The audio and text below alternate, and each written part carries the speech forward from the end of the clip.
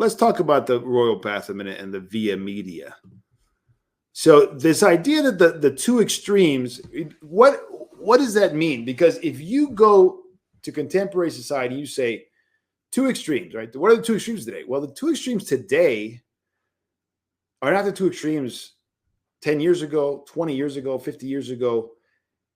There's the goalpost or the measuring stick is constantly changing. If you're in this realm of cultural war or debate, obviously, or the standard for orthodoxy, right?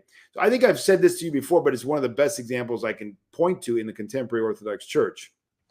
You've heard this example, but I really think it's a great example. So why is the via media, as I understand it, if that's how he's using it, avoiding the extremes, moderation, all things, why is that not the royal path? Well, that is predicated on and determined by what we put down as the two extremes, right? So if you start by saying, okay, well, the two extremes, I'm going to avoid them.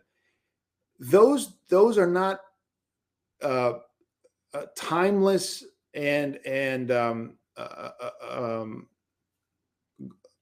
what's the word? Like measuring sticks or goalposts that you can rely on.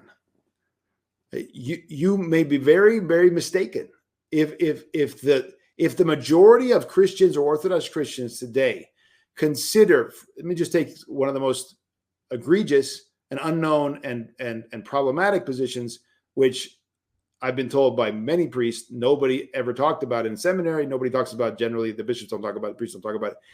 And yet, when you go to the saints, when you go to the contemporary saints, they do talk about it.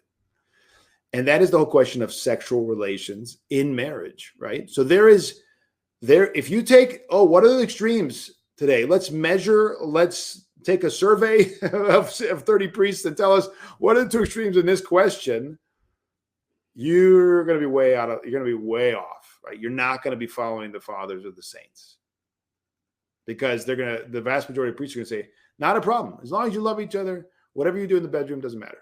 All right. So then there's going to be, I guess that would be the royal path, right? I guess, or maybe. And then the extreme would be to say, no, that's not acceptable. And then the other extreme would be extramarital affairs. I don't know. I mean, you see how it's very, very problematic to look around, put your finger in the air and say, well, what are the two extremes today?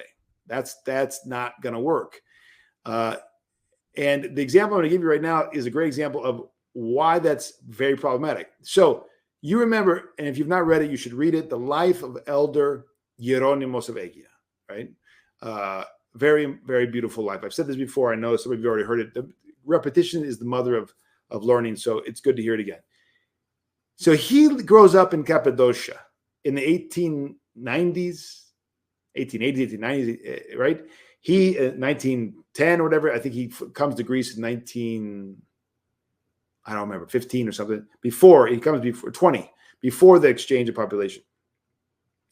And in his community in Cappadocia, right, you have a very exalted spiritual life. You have a tradition that's really unbroken for a long, long, long, long time, right? We have an Orthodox Christianity that has existed under the Muslims, has been pretty much protected from westernization, corruption, heresy, and they're left alone for the most part to live their Orthodox Christian life out. And he grew up in a community where you had very austere laymen living in caves, living in churches that had been hollowed out in the stone, and they were spiritual fathers of people in the community, and they weren't even ordained, and they weren't even monks. And they were guiding people because they had great exalted spiritual life. Now he grows up in that, all right? This is all he knows. This is orthodoxy, right? So then he comes to Constantinople and he spends some time and he's like, whoa, what's going on here? Then he leaves Constantinople, goes to Athens, gets off the boat in like 1920. So this is still a pretty tiny Athens, right? Compared to what it is today. Probably, 50,000 people back then. Now it's like 5 million. So, but even so, he gets off the boat and he hears people screaming, yelling, blasphemies, profanities. And he literally turns and he says, am I in a Christian country? Why is that so interesting and instructive to me? He had within him the royal path. He knew the royal path is the path, the narrow way, right? It's the narrow way of salvation that's never changing. Christ yesterday, today, and forever.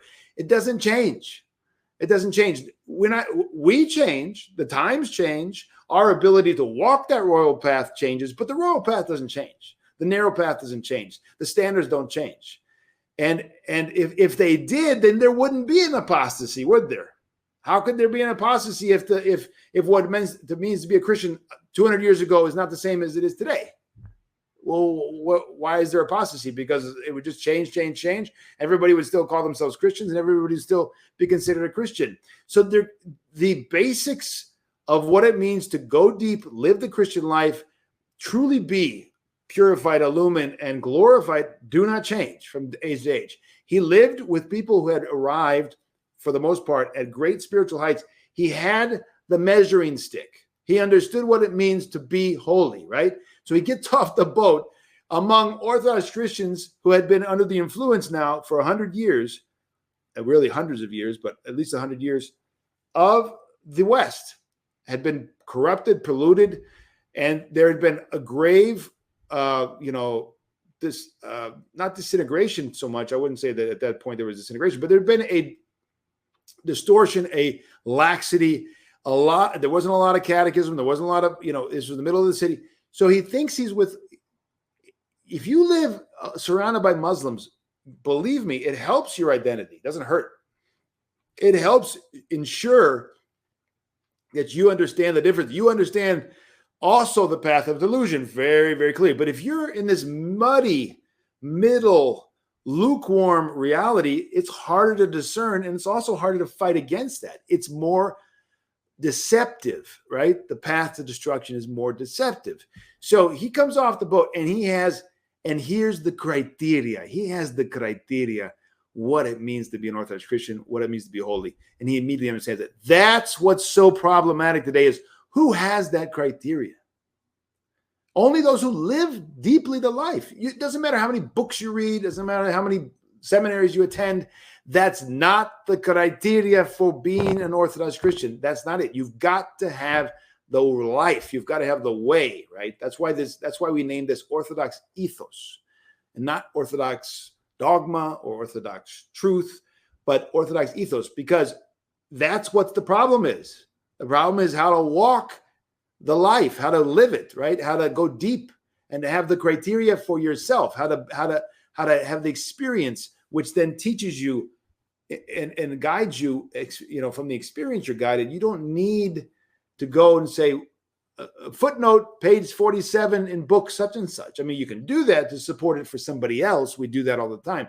But you're not, oh my gosh, you've lived with people who reached holiness. That's what's so great about that story. Yeah, the royal path is not lukewarm. It's not black, white, and then gray. That's not the royal path. It's not hot, cold, and then lukewarm. The royal path is lukewarm. That seems to be what they're implying with what they present to us, folks. That can easily and does quickly erode into the goalposts are moved, and you are far to the left within a couple of years, because this society is going fast to the extremes, right? So via media is not the royal path. Via media is two extremes, and you can easily fall into those. I mean, it's the opposite. It's the middle of two extremes, and those two extremes move. They're not unchanging, right? So John says the goalposts have shifted so far to the left these days that if you stand up 1 foot to the right of Trotsky and you make the sign of the cross in the Orthodox manner, you're called a Nazi fanatic. There you go. So, right. I mean, that happened within the last couple of years. So if that's the via media is going to change constantly today.